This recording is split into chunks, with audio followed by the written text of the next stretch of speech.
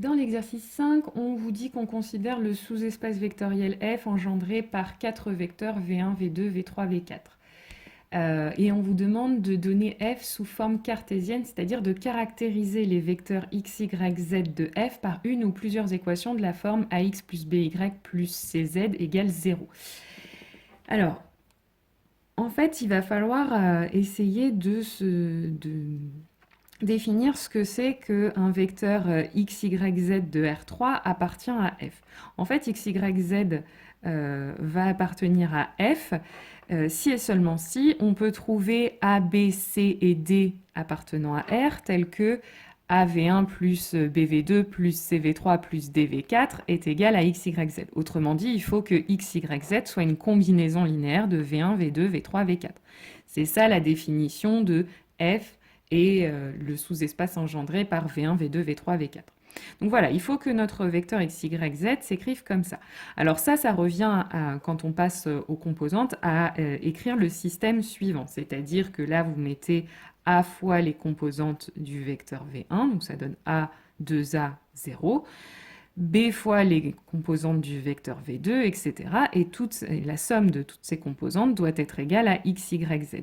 Et donc, pour qu'il existe A, B, C et D, des réels qui vérifient que x, y, z est une combinaison linéaire de V1, V2, V3, V4, en fait, il faut que ce système ait des solutions, c'est-à-dire qu'on puisse trouver A, B, C et D. Donc, il faut que ce système soit compatible.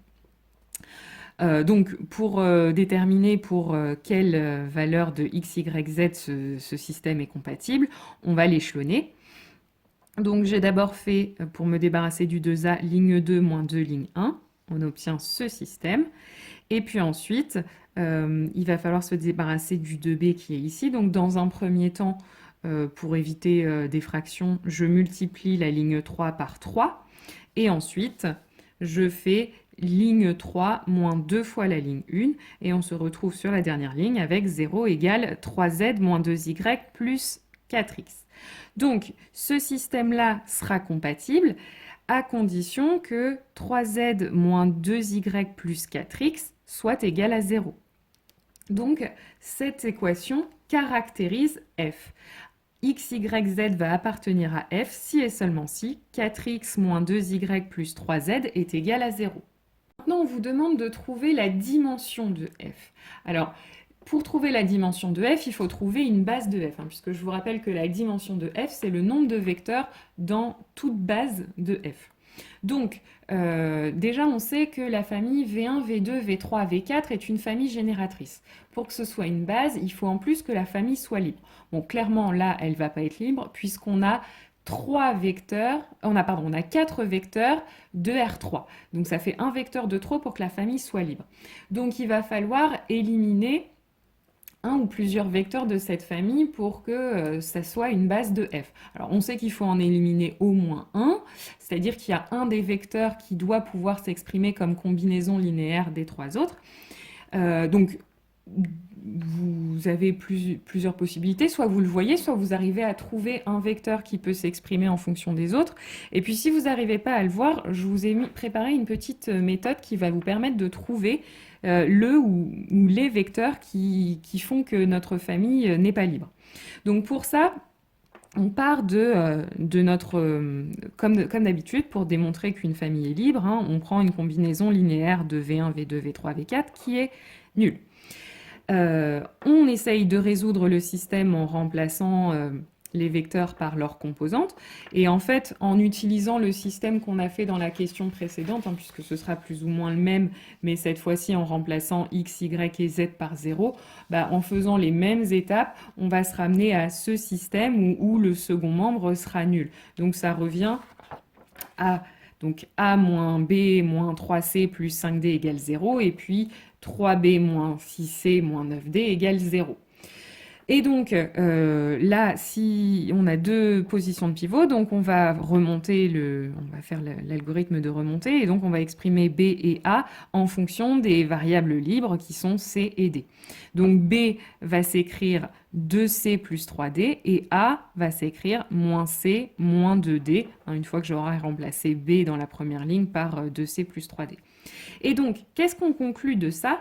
Ça veut dire que quand je remplace un A par moins C moins 2D et B par 2C plus 3D, ben, ça veut dire que notre combinaison linéaire est nulle, hein. Puisque c'était ce qu'on avait, la condition qu'on avait au départ. Donc, on sait que si A et B valent ces deux quantités-là, la combinaison linéaire est nulle. Et donc, l'idée, ça va être d'essayer de prendre des valeurs de C et de D pour arriver à exprimer un ou plusieurs vecteurs en fonction des autres. Donc là, j'ai d'abord pris C égale 1 et D égale 0. Donc, en remplaçant dans cette ligne, j'obtiens moins V1 plus 2V2 plus V3 égale 0. Donc, on peut par exemple exprimer V3 en fonction de V1 et de V2. Et de la même façon, en prenant C égale 0 et D égale 1, dans cette ligne-là toujours, on obtient 2V1 plus 3V2 plus V4 égale à 0. Donc on peut par exemple dire que V4 est égal à 2V1 moins 3V2. Donc finalement, j'ai réussi à exprimer V3 et V4 en fonction de V1 et de V2. Ça veut donc dire que finalement, quand je veux écrire un vecteur de f, j'ai pas vraiment besoin des vecteurs V3 et V4. Je pourrais éventuellement les remplacer dans la combinaison linéaire par V1 moins 2V2 et par 2V1 moins 3V2. Donc finalement, pour écrire un vecteur de f, je n'ai besoin que du vecteur V1 et du vecteur V2. Donc la famille V1, V2 est génératrice de f. Et ensuite, je vais vérifier que cette famille est libre. Donc, je prends alpha et bêta des réels tels que alpha V1 plus bêta V2 égale 0. Ça revient à ce système-là quand on passe aux composantes. Et donc, la dernière ligne me donne immédiatement que B doit être égal à 0. Bêta, pardon, doit être égal à 0. Et si bêta est égal à 0, la première ligne me donne que alpha doit aussi être égal à 0. Donc, V1, V2 est une famille libre. Donc, j'ai dit que V1, V2 était génératrice et libre, donc c'est une base de f. Et comme cette base comprend deux vecteurs, eh bien j'en déduis que la dimension de f est égale à 2. Maintenant, on vous donne f, l'ensemble des quadruplés x, y, z, t de R4, tels que y est égal à 2x et z moins 2y moins x plus t égale à 0. D'abord, on vous demande de vérifier que cet ensemble est un sous-espace vectoriel de R4. Donc, on va d'abord vérifier que cet ensemble contient le vecteur nul.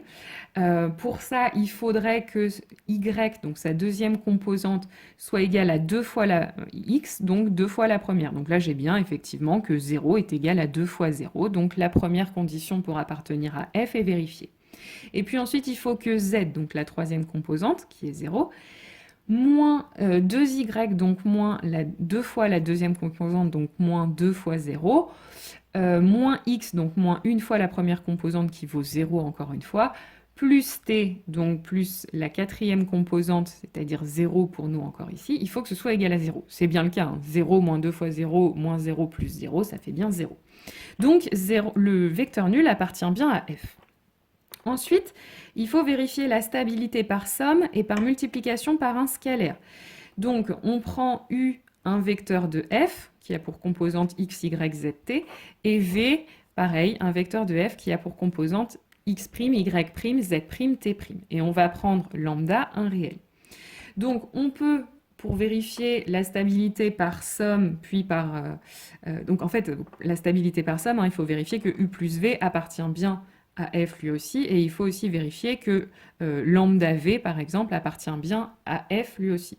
Mais pour aller plus vite, hein, je vous avais déjà dit qu'on peut tout simplement vérifier que u plus lambda v appartient à f. On vérifiera donc du coup directement la stabilité par somme et la stabilité par multiplication par un scalaire. Donc, je calcule les composantes de u plus lambda v, hein, c'est x plus lambda y', y plus lambda y', z plus lambda z' et t plus lambda t'. Ensuite, je sais que comme u appartient à f, je vais avoir y plus 2x, qui est égal à 2x, et je vais avoir z moins 2y moins x plus t qui est égal à 0, puisque u appartient à f. Et de la même façon, comme v appartient à f, je vais avoir y' égale 2x', et puis z' moins 2y' moins x' plus t' est égal à 0. Et donc l'idée maintenant, c'est de vérifier que ce vecteur-là appartient bien à f lui aussi. Donc pour ça, je vais vérifier les deux conditions, c'est-à-dire déjà, première condition, il faudrait que la deuxième composante, donc y plus lambda y', soit égale à 2 fois la première. Donc je vais vérifier ça. Donc j'ai y plus lambda y'. Je sais que y est égal à 2x, donc je remplace y par 2x, et je sais que y' est égal à 2x', donc je le remplace par 2x'. Et puis ensuite je factorise par 2, et donc je me retrouve bien avec la deuxième composante de u plus lambda v qui est égale à 2 fois la première. Donc la première condition pour appartenir à f est bien vérifiée. Maintenant, je vais essayer de vérifier la deuxième. Donc il faut que la troisième composante, z plus lambda z', moins 2 fois la deuxième, donc moins 2 fois y plus lambda y', moins la première, donc moins x plus lambda x', plus la quatrième, donc c'est-à-dire plus t plus lambda t', tout ça, il faut que ça vaille 0. Alors, pour essayer de le démontrer, déjà, je vais développer mes parenthèses. Donc, ça va me donner 2y' moins 2 lambda y'. Pardon, moins 2y moins 2 lambda y'. Ensuite, ça va me donner moins x moins lambda x'. Et puis, le reste, on n'y touche pas. Et donc, l'idée, maintenant, ça va être d'utiliser ces deux égalités. Et donc, pour ça, je vais rassembler tous les x, y, z, t ensemble. Donc ça me donne z moins 2y moins x plus t. Hein. Et puis je vais les séparer des z', y', x', t'. Et en même temps, je vais factoriser tous ces termes avec des primes. Hein. Ils contiennent un lambda, donc je vais factoriser par lambda. Et donc là, je reconnais mon z moins 2y' moins x plus t. Je savais qu'il valait 0. Et même chose, là je reconnais z' moins 2y' moins x' plus t'. Ça aussi, je savais que ça valait 0. Donc finalement, cette grosse quantité-là va valoir 0.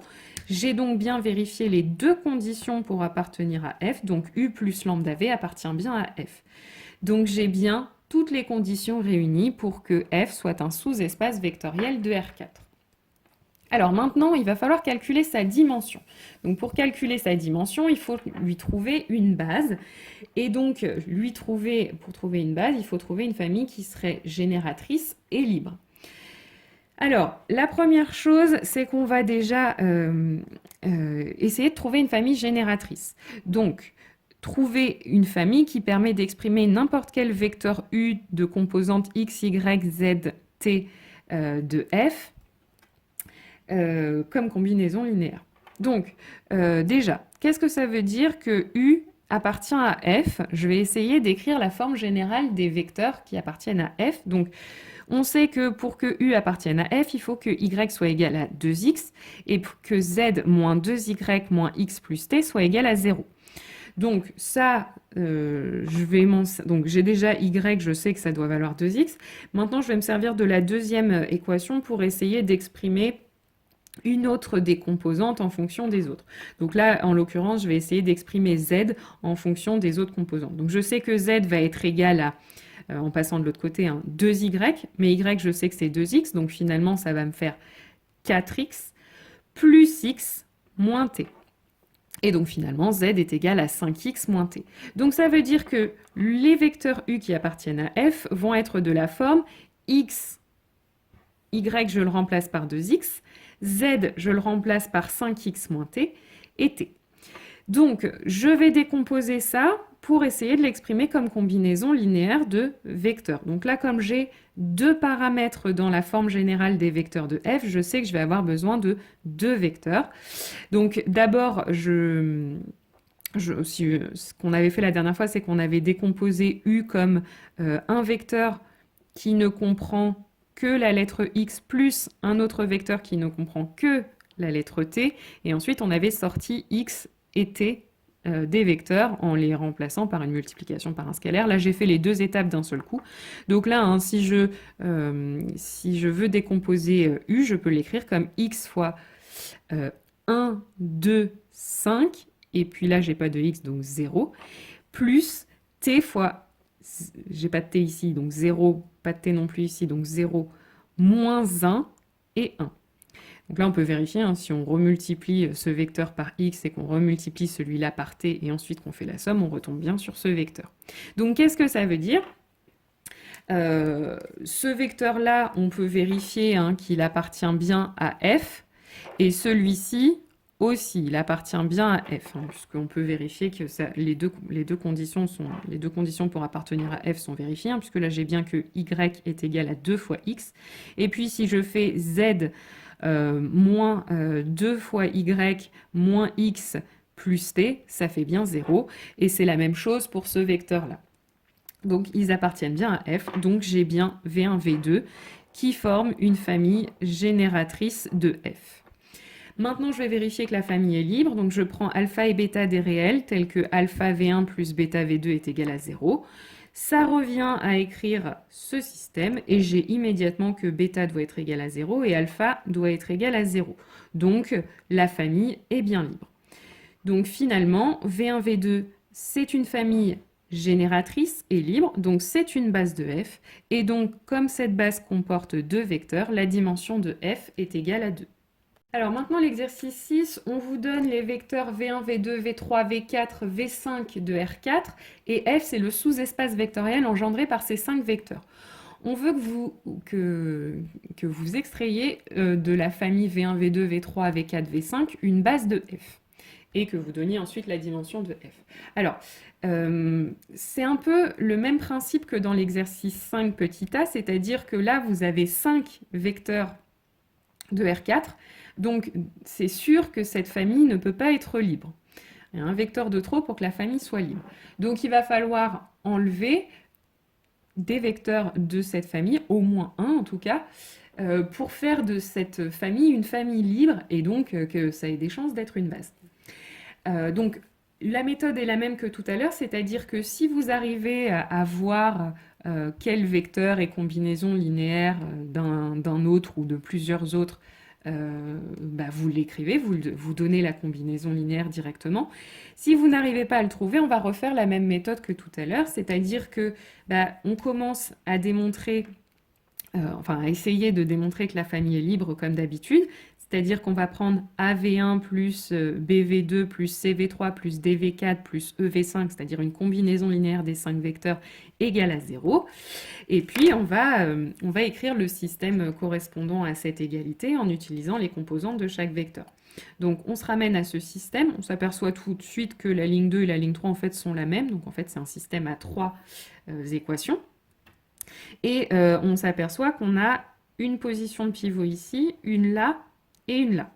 Et C et E vont donc être des variables libres, donc je vais exprimer A, B et D en fonction de ces variables libres. Donc la dernière ligne nous donne D égale moins 2E. La ligne qui est ici nous donne B, la deuxième ligne nous donne B égale moins C moins E. Et puis enfin la première ligne nous donne A est égal à moins B, c'est-à-dire 2C plus 2E, moins 3E. Et donc finalement A égale 2C moins 2E.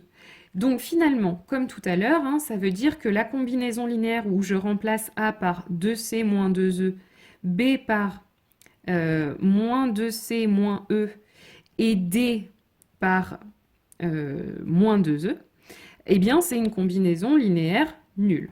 D'accord? Comme on l'avait vu au départ. Et donc maintenant, en choisissant des valeurs bien choisies pour C et E, je vais arriver à exprimer les vecteurs superflus en fonction des vecteurs qui, eux, font bien partie de la base. Donc d'abord, je choisis C égale 1 et E égale 0.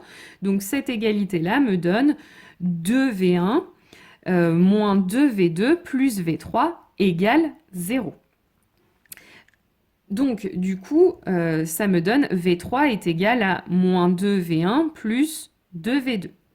Et puis ensuite, avec C égale 0 et E égale 1, j'obtiens moins 2V1 moins 2V2, moins V2, pardon, moins 2V4 plus V5. Donc ça me permet d'écrire V5 comme 2V1 plus V2 plus 2V4. Et donc, les vecteurs V3 et V5 ne sont pas vraiment utiles pour écrire un vecteur de f, pour écrire un vecteur de f comme combinaison linéaire, comme combinaison linéaire des vecteurs de notre famille génératrice. Donc du coup, ça veut dire que la famille génératrice qui au départ était V1, V2, V3, V4, V5, en fait, on peut la réduire tout simplement à V1, V2, V4. Puisque dès qu'on se sert de V3, en fait, on a besoin, pour exprimer V3, que de V1 et de V2. Donc on peut enlever V3 de notre famille génératrice. Et pareil pour V5, on a seulement besoin de V1, V2, V4 pour l'exprimer. Donc finalement, notre famille génératrice se résume à 3 vecteurs. Et donc on va juste vérifier que ces 3 vecteurs forment une famille libre. Donc on va prendre A, B, C des réels tels que AV1 plus BV2 plus CV3 est égal à 0, ce qui nous ramène à ce système. La dernière ligne nous donne tout de suite C égale 0. Les lignes 2 et 3 nous donnent B égale 0. Et puis si B égale 0, la ligne 1 nous donne A égale 0. Donc on a bien que nos 3 réels doivent être nuls. Et donc V1, V2, V4 forment bien une famille libre. Et donc finalement, notre famille V1, V2, V4 est libre et génératrice. Donc c'est une base de F. Et comme elle comprend 3 vecteurs, eh bien la dimension de F est égale à 3.